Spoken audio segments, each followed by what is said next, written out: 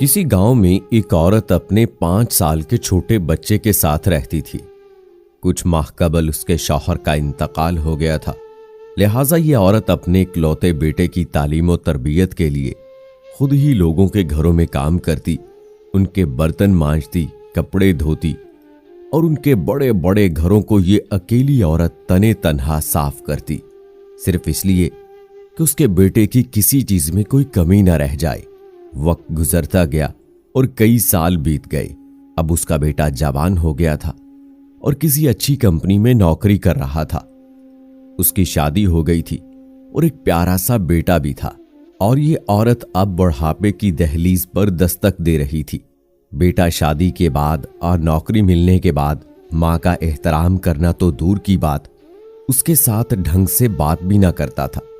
इस बूढ़ी औरत की जिंदगी में सिर्फ इतना फर्क आया था कि पहले ये गैरों के बर्तन और कपड़े धोती थी, अब अपने बहू बेटे के झूठे बर्तन धो रही थी। पहले ये दूसरों के घरों की सफाई करती थी, अब ये बहू के होते हुए भी अपने घर की सफाई करने पर मजबूर थी। खैर जो भी था, लेकिन थी तो ये एक मां। अपने बेटे की खुशी की खातिर वो हर दुख झेलने को तैयार थी। बेटे के पास दौलत की कमी ना थी, अल्लाह की दी हुई हर चीज अब उसके पास थी, लेकिन मां को उसने घर के एक अलग कमरे में छोड़ रखा था, जहां मौसम की शिद्दत को रोकने के लिए कोई बंदोबस्त न था। और कई कई दिनों के बाद जब कभी वो उस कमरे में जाता तो सिर्फ मां को गुजरे वक्त की महरूमियां याद करवाकर ताने देने और लड़ने झगड़ने के लिए। एक दिन सर्दियों की यखबस्ता शाम में उसकी मां एक फटे पुराने कंबल में सुकड़ कर बैठी ये सोच रही थी कि आज उसका बेटा काम से वापस आएगा तो वो उसे नए कंबल का कहेगी, क्योंकि इस कंबल में उसे बहुत सर्दी लग रही थी और अब उसकी कमजोर हड्डियों में इस सर्दी को बर्दाश्त करने की हिम्मत ना थी। और उसे 100% यकीन था कि उसका बेटा बड़े प्यार से उसकी ये जरूरत पूरी करेगा। रात को बेटा घर आया तो मां ने बड़े प्यार से उसे नए कंबल का कहा, तो बेटा गुस्से से बोला, मां अभी अभी मैं काम से आया हूं और आते ही तुम अपना मुतालबा लेकर आ गई हो, और तुम्हें पता है कितनी महंगाई हो गई है।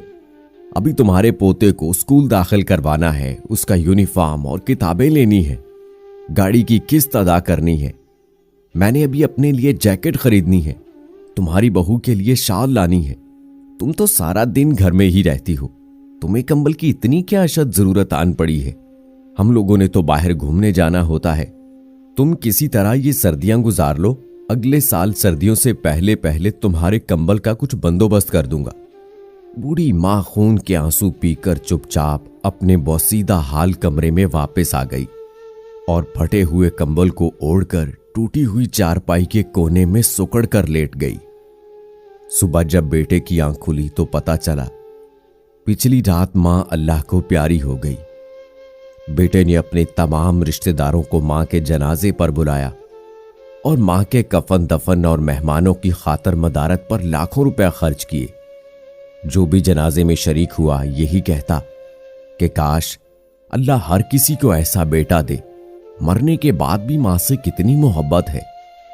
लेकिन उन्हें यह नहीं पता था कि दुनिया वालों को दिखाने की खातिर जो बेटा अपनी मरी हुई मां के जनाजे पर लाखों रुपया खर्च कर रहा है, पिछली रात चंद 100 रुपए के कंबल के ना होने की वजह से वही मां सर्दी में सिसक सिसक कर जान दे गई। मेरे अजीज दोस्तों, अपने मां बाप की कदर उनके जीते जी करो, इसी में हम सब की भलाई है। मरने के बाद कदर की भी तो क्या फायदा। अल्लाह ताला हम सबको ये बात समझने की तौफीक अता फरमाए। आमीन।